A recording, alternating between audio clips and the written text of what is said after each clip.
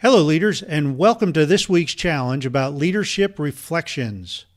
Specifically, how the actions of your team members are often a reflection of your leadership. So have you ever worked for a leader who just sucked the life out of the room every time they showed up?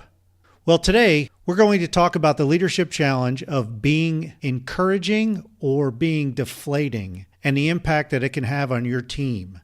Welcome to Run to Your Leadership Challenges. If you're new to this show, this is the daily leadership show that's designed specifically for mid-level leaders and team leaders.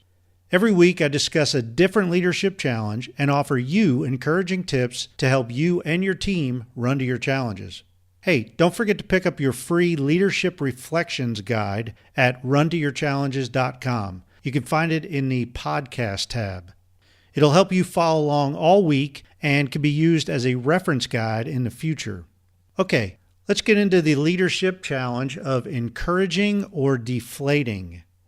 Well, I've had the unfortunate pleasure of working for a leader who sucked the life out of everyone every time he walked into the room. And let me tell you, it was rough on everyone to say the least. However, the entire team learned a whole lot from that leader. That is, we learned what not to do to our people. So the opposite of deflating your team members is to encourage them and pump them up. Now, I'm not talking about being some great, amazing motivational leader here. Anyone can pump up his or her team by doing a few minor things that'll make a huge difference. First of all, you need to recognize if you are sucking the life out of your people or encouraging them. Now, don't laugh because sometimes our greatest intentions can be terrible to our people. For instance, if we are offering a reward or a prize for Team Member of the Week and the reward is not valued by our team members, well, guess what? Instead of motivating your team members, you're actually going to be demotivating them because nobody wants to win the reward because they just don't like it. I remember when I was teaching in the 5th and 6th grade classroom in my church, and we used to sing happy birthday to the kids who had a birthday that week. Well, guess what? The kids hated it. It actually embarrassed the heck out of them, or at least most of them. And it got to the point where the kids just weren't showing up, not for just their birthday week. The kids weren't showing up for their entire birthday month. Talk about deflating, right? Now, another important thing that you can easily do is to focus on the good. Notice I said good and not great. Of course, you want to recognize your great people as well, but don't lose track of all the good your people are doing on a daily basis. Sometimes we neglect telling our good people how valuable they are because we only recognize the great ones or the golden children, the golden employees, right? They're the ones that are getting all the rewards. And you know what? That could be a major deflator for every good team member that you have over time.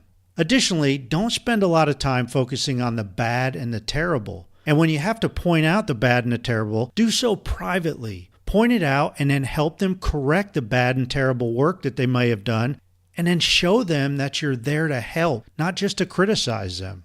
Finally, the last minor tweak is ensuring that your mindset is positive. Positivity has a natural way of encouraging your team to perform better.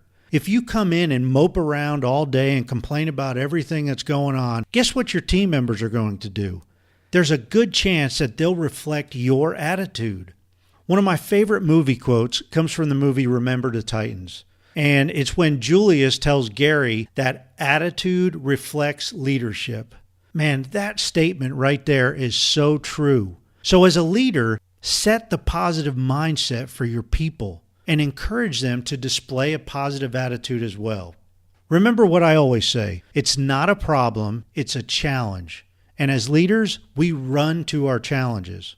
Well, I hope you enjoyed today's episode. Please be sure to tell others about it and share it with other leaders, especially the leaders in your organization, so you can all run to your leadership challenges together.